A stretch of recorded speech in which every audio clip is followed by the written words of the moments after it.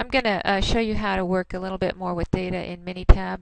Sometimes you mine for data, you copy it in, it comes in as text data, and perhaps you might be interested in using it as numeric data. How do we do that? So I'm just going to open up a file here of data. I've got a number of records. Again, the Minitab opens up in a very generous form. The windows are much larger than the window that I am recording for you, so I'm just going to size the windows here and so that we can see them. Just take me 1 second here. It always opens up that way. And as we're looking at this file, what you might notice up here in the very top cell of each column is a column number, a heading, much like the worksheet column headings in Excel. But these have a -T, and what that means is that the data in the data area is stored as text. You have your variable names sliding in here on the next row, the next grade area in this worksheet. But I would like to actually look at this numeric data and have it stored as numbers, and that would allow me to do things like run some descriptive statistics. Notice now if I go into descriptive statistics and I'd like to run something, there are no variables available for me to run any descriptive statistics on, and that's because they're all considered text or categorical, and you cannot run descriptive statistics on anything but numeric data. Okay, so let's go into the data pull down menu, and if you notice, just reading down here, it says I can change the data type. And what I'd like to do is I would like to change text to numeric. So I select that, and all of my columns that are in text are shown in the left-hand window to be selected.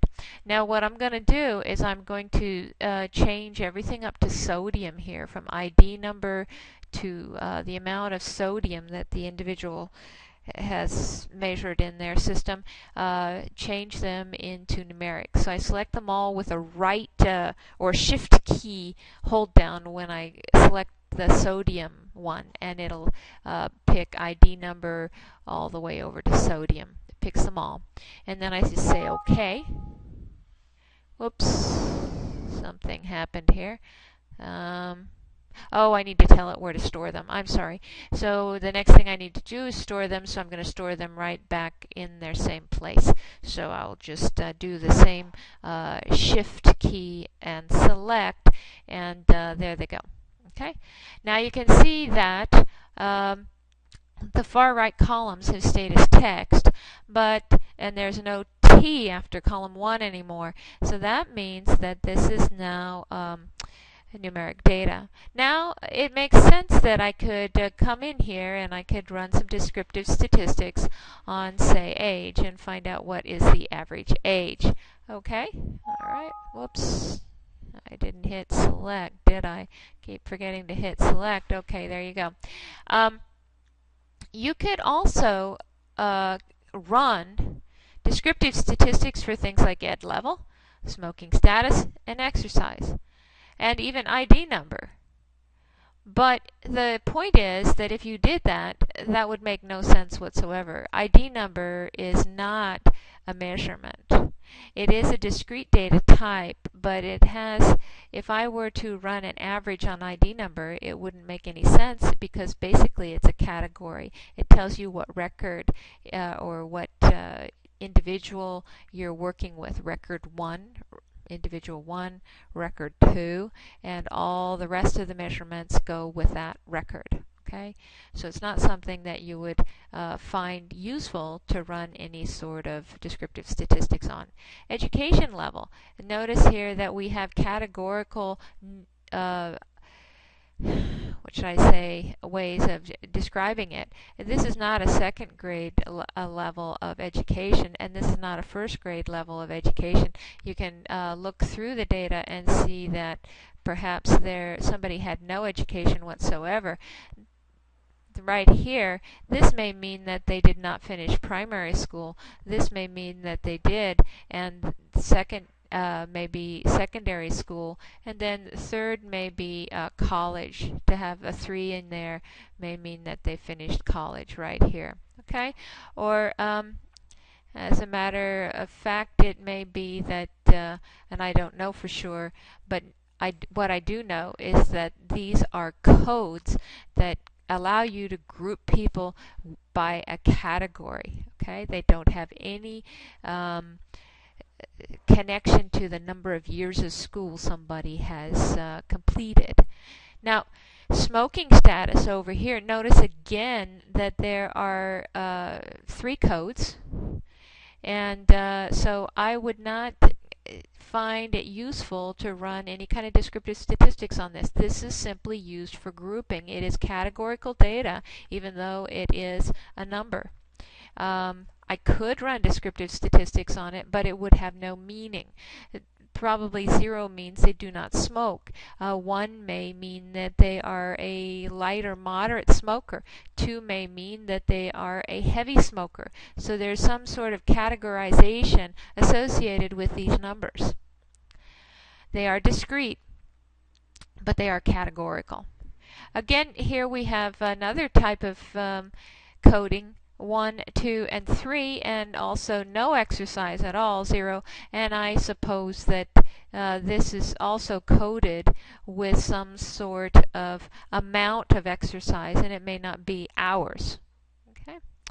It seems to me that weight here is a good one, and that you would find it useful to run descriptive statistics on. We'll just run that in. Weight. We could also do it on this serum cholesterol, systolic, the last 4 here, or was it 5?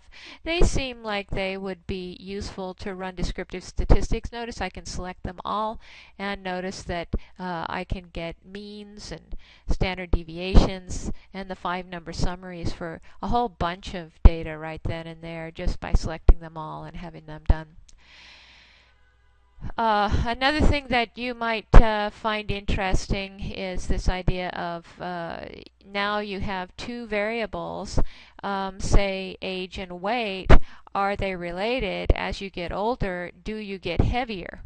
So you might like to run a little correlation between those 2, and you can come down here to, basic statistics, pick correlation, and you can pick age, and if you press the control key, you can select just a weight. So if I select those 2 together and I send that off, you can see right here that based on our values for correlation going from a -1 to 1, and those are the extreme cases, and 0 being no correlation, we have a weak positive relationship. Now what does that look like? If I want to see it, I just run to the scatter plot, and I'm going to do a simple scatter plot at first, and what I'm thinking is that you get larger as you get older. So weight depends on age. So here we go. There's your scatter plot. It looks like that may be a little bit true. And if we'd like to see a trend line, certainly we can put in a trend line to help us visualize what we're thinking we see. Let me back up here again. If you saw that there was a trend line option right here, it's called with regression. And again, I would say that weight, you get heavier as you get older. There you go. And you can see that it is slightly sloped in the positive direction. But again, we've got some groups here. We've got gender, and we would think that perhaps overall women are smaller than men, so maybe that's skewing things up because I've got them all juggled up here together. And if you go into a graph again, you can group them and look at trend lines. And this time, if I say we're getting larger as we're getting older, and then the groups, I can pick gender for the groups and send that off.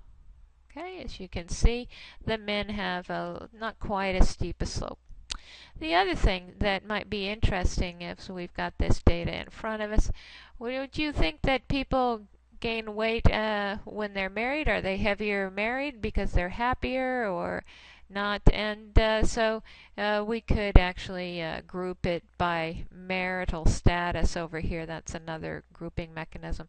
We could group it by smoking. You could group it by exercise and see if those who exercise more are lighter than those that do not, and those sorts of things. So basically, I hope this gives you just a little bit of insight into working with data as records.